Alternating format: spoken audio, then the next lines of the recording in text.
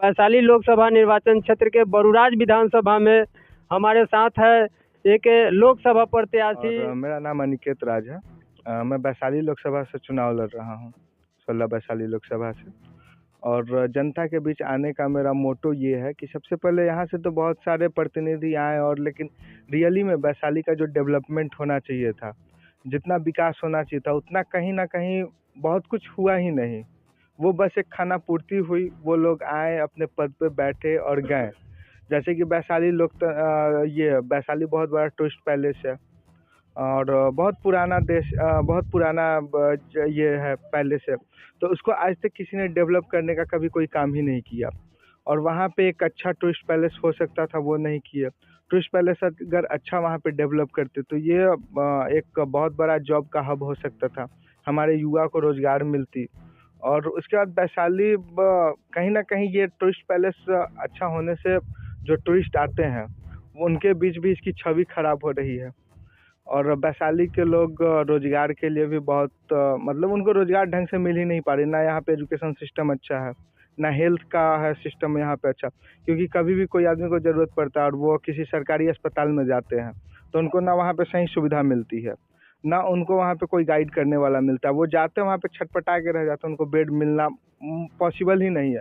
हाँ, वही कुछ लोग हैं जिनकी पहुँच है, जान पहचान है, तो उनको बहुत आसानी से मिल जाती है। लेकिन हमारा मोटो ये होगा कि वो कोई भी आदमी हो, किसी भी जगह से, वो जाए, उनको पहले रिस्पॉन्स लिया जाए। अगर वो बीमार है, जो भी उनको ज़रूरत है, जो भी चाहिए होगा, सबसे पहले उनको दिया जाए। वैशाली की जनता अगर आप पर विश्वास जताती है, भरोसा करती है और आपको वोट करती है, तो जीतने के बाद सबसे पहले जनता के लिए आप क्या कर पाएंगे?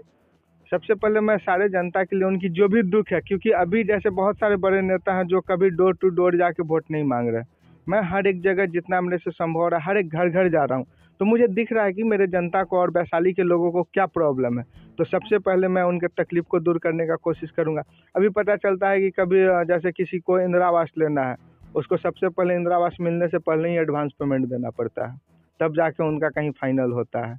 बहुत सारा चीज़ है जो हम लोग जीतने के बाद करेंगे। लेकिन हाँ, ये चीज़ तो तय है कि जैसे मैं हर एक घर घर जा रहा हूँ, वहाँ पे मुझे ये समझ में आ रहा है कि इनको क्या प्रॉब्लम है, वो मैं ज़रूर दूर आप करूँगा। अपना नाम बताएं, अनिकेत राज। किस समुदाय से आते हैं? मैं तेली ओबीसी से आता हूँ। तेली ओबीसी से आप आते हैं। और वैशाली में अभी का जो परिवेश है, जो माहौल बन गया है, बैकवर्ड फॉरवर्ड का माहौल बन चुका है, आपको मालूम है? हाँ हाँ। क्योंकि शंभू जी के आने के बाद सीधा बैकवर्ड और फॉरवर्ड की माहौल बन गया है। और इस बैकवर्ड फॉरवर्ड के माहौल में आप एक तेली समुदाय से आने के बाद भी चुनाव कैसे लड़ पाइएगा? क्योंकि जो भी बनिया समाज है वो सभी लोग मोदी का गुणगान करते हैं। नहीं, देखिए ऐसा बात नहीं। अब हमारे समाज के लोग भी जागरूक हो गए हैं। वो अब भय भ्रम भ्रांति से निकल चुके हैं, बाहर आ चुके हैं। उनको समझ में आ गया है कि उनके साथ छल हो रहा है, धोखा हो रहा है। उनको दिखाया कुछ और जाता है, किया कुछ और जाता है।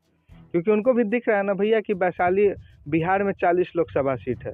बैकवर्ड समाज से किसी भी पार्टी ने, चाहे वो कांग्रेस हो, बीजेपी हो, राजद हो, जदयू हो, किसी भी पार्टी ने नहीं दिया। तो उनको ये चीज़ समझ में आ रहा है कि हमारे समाज के साथ ये सारे राजनीतिक पार्टी धोखा दे रहे हैं। वो एक साथ अभी एकत्रित हैं, यूनाइटेड हैं, और उनका पूरा मानना है कि हम अपने समाज को वोट देंगे। और हमारे बीच का आदमी हो, जो बाहरी नहीं हो, हमारे बीच उठता बैठता हो, अपने घर के आदमी को देंगे। और वो मेरे लिए, मेरे समाज के लोग सारे सपोर्ट में हैं। हमारी मुजफ्फरपुर ज़िला में मीटिंग हुई थी अपने समाज की, साहू समाज की।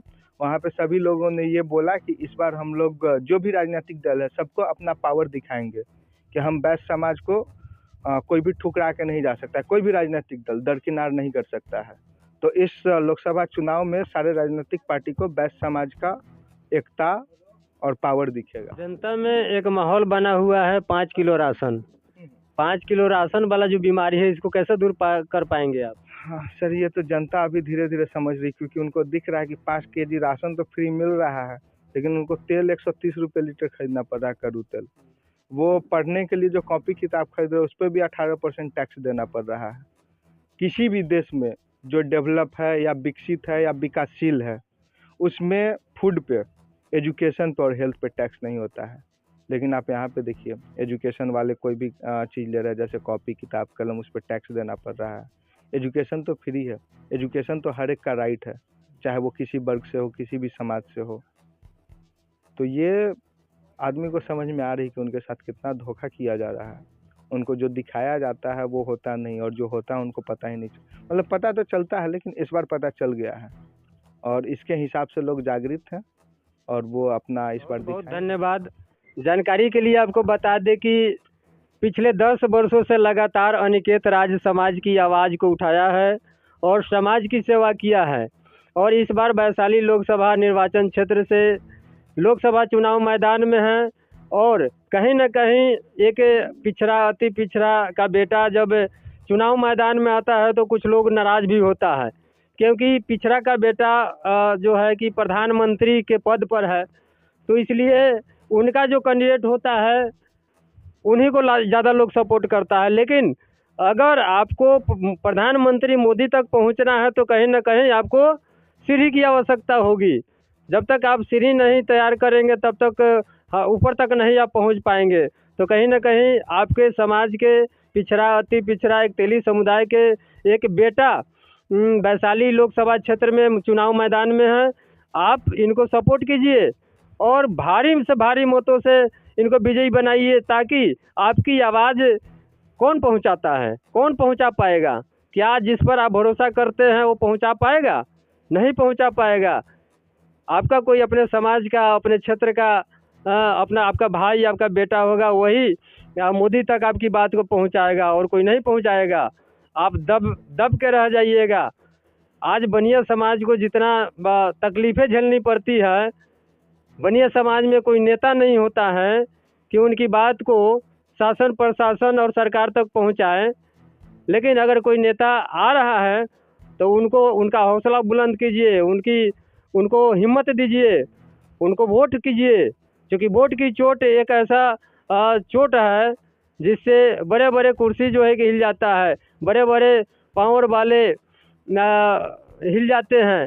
तो इस बार वोट की चोट से अपने समाज के, अपने बेटा को, अपने भाई को जिताइए और मोदी तक जाने का एक रास्ता बनाइए, एक मार्ग बना दीजिए।